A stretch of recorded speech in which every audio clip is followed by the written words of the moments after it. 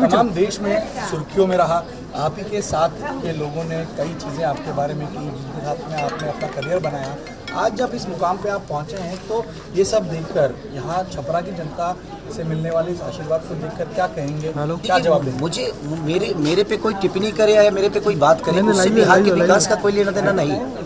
वो व्यक्तिगत बातें हो सकती है मेरे पे, मैं उन पे करूँ या वो मेरे पे करे, लेकिन मैं किसी व्यक्ति विशेष से लड़ने आया ही नहीं। मैं आया हूँ यहाँ पे बिहार के विकास के लिए, बेहतर शिक्षा के लिए, जो पलायन रोकने के लिए, रोजी रोजगार के लिए, अस्पताल के लिए। तो बिहार में मुझे लगता है कि सरकार जब तक नहीं बदलेगी तब तक आप बेहतर विकास नहीं सोच सकते हैं। तो पहले आप अपने आप को बदलो और सरकार बदलो, तभी जाके बेहतर आप विकास सोच सकते हो। कौन मेरे पे टिप्पणी कर रहा है, कौन मेरे पे क्या कर रहा है, उससे बिहार का विकास का कोई लेना देना नहीं है। तो मैं चाहता हूँ कि बातें हम कम करें और हम अपने बच्चों के भविष्य के लिए क्या बेहतर किए हैं और सरकार ने क्या बेहतर दिया है उस पर चर्चा करें, तो शायद सरकार को भी समझ में आएगा। आज जितने भी प्रशासनिक लोग यहाँ पे हैं, इनका 2004 से पेंशन नहीं मिलता। बताइए कितनी दुख की बात है कि अपने बच्चों को जब रिटायर होंगे तो क्या जवाब देंगे।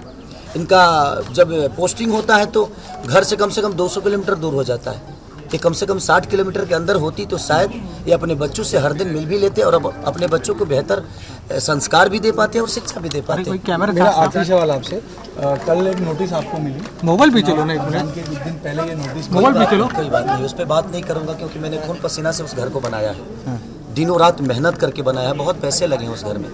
और भगवान को मंजूर जो होगा वही होगा, क्योंकि बिना हरि कृपा तीर न डोले। उनके बिना कृपा के एक पत्ता तक नहीं हिलता है। तो खेसारी लाल यादव तो एक मामूली सा छोटा सा इंसान है और इस स्कूल में पढ़ा हूँ, मुझे खुशी हो रही है। उसी में आपके लिए लोग वोट कर रहे हैं। इस स्कूल में मैं 8वीं तक पढ़ा हूँ।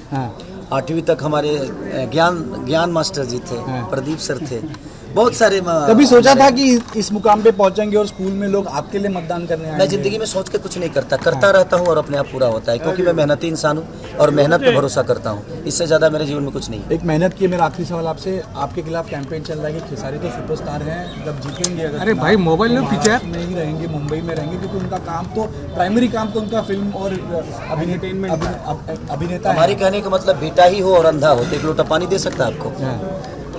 10 साल से छपरा में सेन गुप्ता चाचा विधायक थे और नाला और वहाँ की जल जमाव की स्थिति अब जाकर देख लीजिए। और बेटा हो और उसके पास आँख होना तो अमेरिका में रह के भी अपने माँ बाप का सेवा कर सकता है और उनका देखभाल कर सकता है। रहना विषय नहीं है सर, रोज दिखना। क्या खेसारी अगर रोज रहे और काम भी ना करे तो क्या फर्क पड़ता है?